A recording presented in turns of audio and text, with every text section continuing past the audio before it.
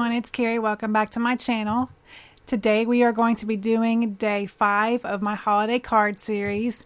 I apologize for the little bit of a hiatus that I had between card 4 and 5, but I had to take a little break because my birthday was coming up and I was taking an extended birthday celebration out of town and things got busy. So today is my first opportunity to get the next card up for you guys.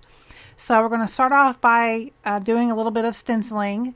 This is a stencil from Heidi Swap, and I bought this at Michael's, so I'm sure that they still have it if you want this particular one.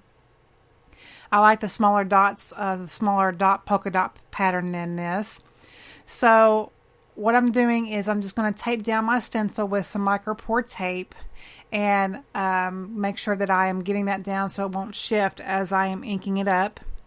So I'm going to go ahead and finish off doing that, and then I'm going to go ahead and take out some distress inks. I started out with 2 colors, but then I wound up doing 3. So I've got Festive Berries and Barn Door here, and what is going to happen is that what I was going to achieve or try to achieve was kind of like an ombre effect. It didn't, I guess it kind of turned out that way, but either way, I did like how the end result, came out. So I started off with Festive Berries. This is a little bit more of a pinky red.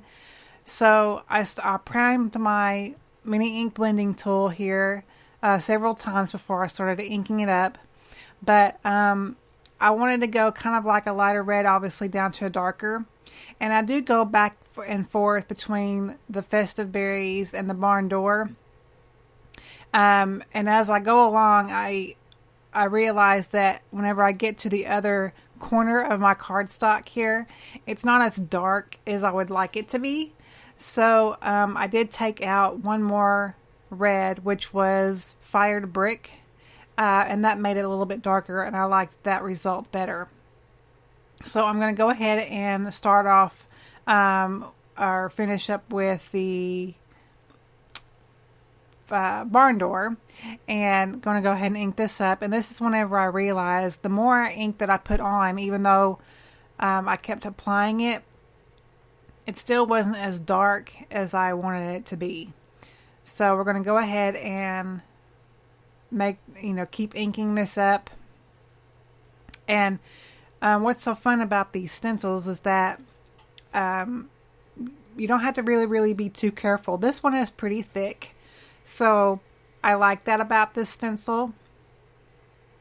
And 2, I don't know, it just seems like the ink glided on to the cardstock better.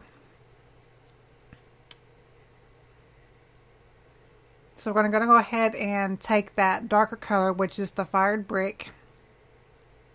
And I'm going to go ahead and you can see how much darker that's turning out to be. And I like that much better. So I'm going to go ahead and finish up inking up my cardstock panel here. And then I'm going to take out some of my Mr. Huey's Glimmer Mist here. And I want to make sure that I do this while I have my stencil on. But I wanted to have some of those, I wanted to have those dots kind of have some glimmer too. Excuse me. So I went ahead and sprayed this above there. You really can't see it as I spray it. But once I get this on here, you will definitely see this, how it pulls up a little bit there. And I'm kind of drying it with my hand just a little bit. But so it's really neat how this was just really focused on those dots. And I think really turned out really pretty. So I'll show you here in the light here, all that glimmer and shine. So fun. So now we're going to go ahead and move on to some die cutting. I went ahead and die cut this Jingle Snowflakes die off camera. I knew it was going to be an intricate die, and I wanted to take my time with it, so I went ahead and did this off camera. I did do 3 die cuts, and I am going to just, once I'm done with this technique that I'm going to show you here, I am just going to glue them all together to make one substantial piece. But what I'm going to do is that I wanted to make this gold, And I initially started out die cutting this with some gold glitter paper that I had, but it wasn't really all that thick and it was harder to die cut. So I went ahead and did it this way. So I'm inking it up with some Versamark ink, and then I'm going to take my Wow embossing powder here, and I'm just going to sprinkle this whole thing really liberally to make sure that my die cut gets good and covered. I am going to be embossing this twice because I want to make sure that this is, like I said, really good and covered and gives you that really, it's a full, I don't want any white showing through on this die cut at all. So you can see there, I've got that covered there. Now I'm going to go ahead and heat set that. And then once I am done heat setting this once, then I'm going to go back and ink it up again with my Versamark ink once more. And then I'm going to go ahead and apply some more embossing powder and heat set that one more time. And you know, it does two things. Like I said, it really does make sure that you get enough embossing powder on there, and two, it gives it a little bit more, since this embossing powder has glitter in it. It just makes sure that you get, you know, between the gold embossing powder and the glitter too. So, and you just got this little, your own little embellishment piece. It turned out really, really pretty. I liked how it turned out. So now I've, like I said, gone off camera, and I just went ahead and applied some little dots of glue on the back of each of these die cuts. And I placed them one on top of each other to create a little bit of a faux chipboard piece, if you will. So now I'm going to go ahead and apply this to my main panel there. I did die cut the that pattern paper is from Lawn Fawn, and the dies that I used was from the fin frames from Mama Elephant to die cut both of those pieces. And then I'm going to take my main little die cut piece here, and I'm going to add this at an angle. I thought about doing it kind of like a straight across, but then I kind of played with it and liked how it looked diagonally too. So I'm just making sure that that's on there really good, and I'm just going to go ahead and place an acrylic block on that just to make sure that the glue adheres really well. So now we're going to go ahead and work on our sentiment.